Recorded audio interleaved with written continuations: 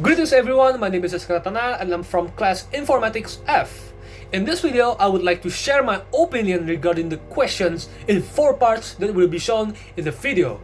So, without further ado, let's start with part 1, question number 1. Have you ever spoken to a large group of people? Yes, I have. When I was in senior high school, there is a program where every student will get a chance to give out their speech in front of everyone. Start from first year up to third year. Everyone get to talk up to 5 minutes, but I ended up with only 3 minutes. Even though I've prepared and practiced by myself. Maybe it's because of me being nervous. I have to cut off a lot of things so I won't be embarrassed because of the sudden blank. But it was a good experience because I get to know the feeling to talk in front of 200 people. Question number 2. Think of solution for the following situation. People often feel stressed at work and become unproductive. Yes, this is a phase where everyone ever felt and will feel. So, what to do if we encounter this moment? To begin with, I'll give a solution from the perspective of company. Company should appreciate and give rewards to its worker. So, they will feel like they are being treated right and get the motivation to work.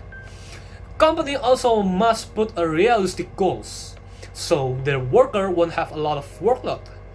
And the last important thing is time. Company must value its worker private time. Give them time to rest because they are not a robot or tools, they are human. Now, let's move to the worker perspective. You have to use your time wisely. Get yourself a time management. Please get your job done first so you will have more time to rest or go somewhere else to heal yourself. And besides that, I think they should have at least one friend, so they will be able to support each other at every moment. Now we're moving to part 2. In part 2, I choose this picture. This picture shows a firefighter teaching a kid about how to use the fire hose. I assume that this is a program where a firefighter comes to a certain neighborhood and teach its residents to deal with the fire when maybe the firefighter haven't come yet. And it's also a good thing because they are not just teaching the grown-up people, but they also teach the young one, because it will give them a core memory of experience that will let them know a few of basic steps to extinguish fire. We're moving to part 3. Why might people choose to commit this way? Walking. Walking is the most healthy and slowest way to commit ever, because you can't run as fast as other vehicles. Even our ordinary leg can keep up with this cycle. Then why? Because the destination is quite close and very close.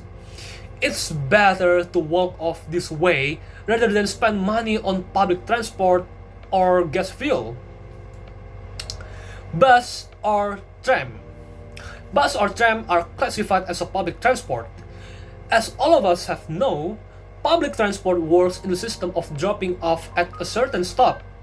Bus have a lot of stops, so the destination that people want to go is nearly accurate and it runs in the city road, unlike the train. But what makes it different?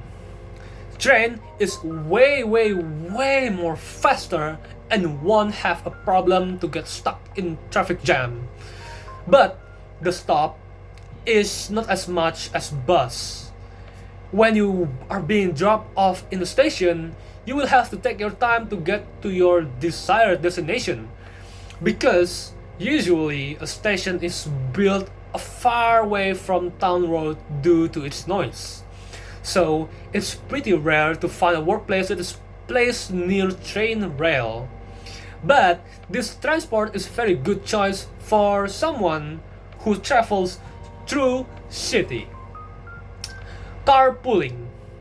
Carpooling is when you are in a car with a lot of people that have the same destination with us. The component inside of the car is not really strangers. It can be your friend, your family, or everyone else. But sometimes the one who is driving the car can be someone that we don't know. Then why people choose to commit this way? Well, because it's fun and you are not alone. You can have fun with your friend during the trip, and they don't have to think much about the fuel cost because it's being shared to everyone inside of the car. Then what makes it different with driving? Well, driving gives you space and freedom. It's different when you're in the control of your own car, all alone by yourself. You can go anywhere without the passenger permissions. You also get a time to chill in your private space. Maybe talk by yourself or hearing music. We're moving to the last part, which is part 4. How would your life be different if you had been born in a different country? Alright, well, I will answer this question with a rough example and facts. Let's say I was born in Palestine, Israel, Russia, or Ukraine. Would I still be alive right now? Would I still have a complete body right now without a burn injury or shot injury? Would I have a peaceful life like the version of me right now? What if I was born in Korea? Maybe I can live with a better face and work as a model or singer. Or maybe if I live in Singapore or China, maybe I can be smarter or maybe richer. To summarize up, yes, my life will be very different due to the social life, economy rating, and the culture. But one thing I can say that I'm actually grateful with my life right now. Even though I'm not as rich as Singaporean, not as smart as Chinese, not as good looking as Korean. Yes, but what can we do right now is only be grateful for what have made us until this moment. I think that's all for me. Thank you very much and see you next time.